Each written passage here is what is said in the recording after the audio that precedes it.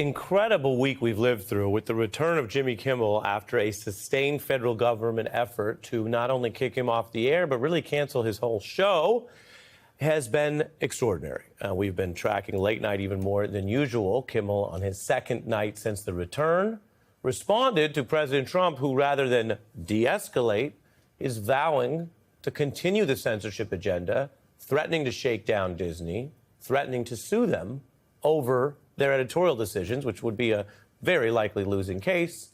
Here was Kimmel just last night. Moments after we taped our show last night, the Mad Red Hatter wrote, "I can't believe ABC fake news gave Jimmy Kimmel his job back."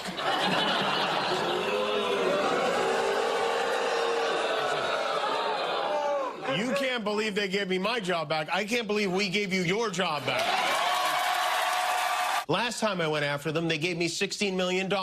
This one sounds even more lucrative. A true bunch of losers. Only Donald Trump would try to prove he wasn't threatening ABC by threatening ABC. The punchline is the truth.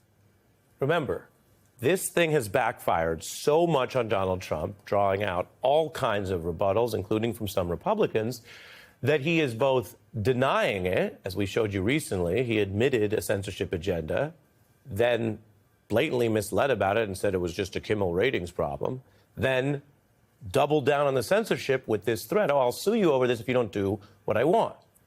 So Kimmel's referencing all that and basically saying, just look at him to understand what he's doing.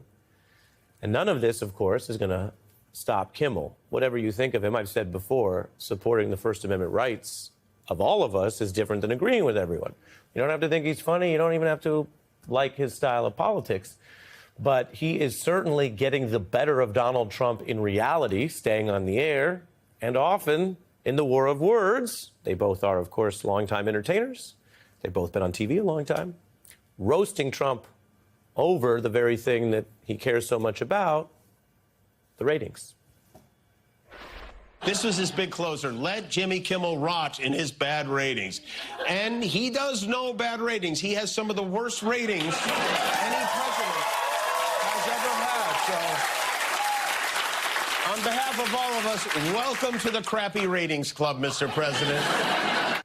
Little self-deprecation while saying the ratings that count, what the public thinks of Donald Trump, are still, of course, relevant to a second term that in this early era, which sometimes would be a honeymoon, is anything but. You can see him completely underwater. People do not approve of the Trump presidency. And remember, as we've said, he did win 49% or so popular vote last year. So he has, by any measure, gone from that to underwater, which means people who voted for him don't approve of this, to say nothing of so many others. As for Kimmel's victory lap, his ratings were bonkers. Usually he does just under 2 million on a normal weeknight. Well, tripling that at 6+ million in live coverage, and that is even with about a fifth of affiliates not airing Kimmel. Sorry to do the math, but even larger is the 20 million views he additionally got online, with YouTube, a younger audience, flocking to what Kimmel had to say. And remember, that doesn't mean everyone agrees with what he had to say. It just means people were understandably curious to hear from this famous comic who was briefly pushed off the air by your government. And that interest and this cultural conversation is a reminder of something we've discussed and covered so much, that culture matters. Our politics today is very culturally engaged, and the First Amendment does not play favorites. It protects dumb jokes and smart jokes, political jokes and silly jokes, serious statements, and all kinds of expression. Some people like to talk. I'm one of them. Some people like to write. Some people nowadays express their ideas through pictures, memes, and emojis.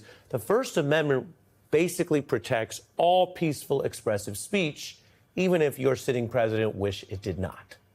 And that brings me to something that is on the sillier side. May not be your style of humor, but millions of people love South Park, and it is still under the umbrella of the same parent company that has ousted Colbert and gutted 60 Minutes, but apparently something that you can't say on 60 Minutes, Trump criticism to some degree, you might still get away with on South Park, where their newest episode dabbles in many of these issues, including going at the president, his censorship FCC, and this MAGA war on your free speech? If it's offensive, you probably need to speak with the FCC. The FCC? Yeah, they're dealing with all the offensive stuff now. Here, let me connect you.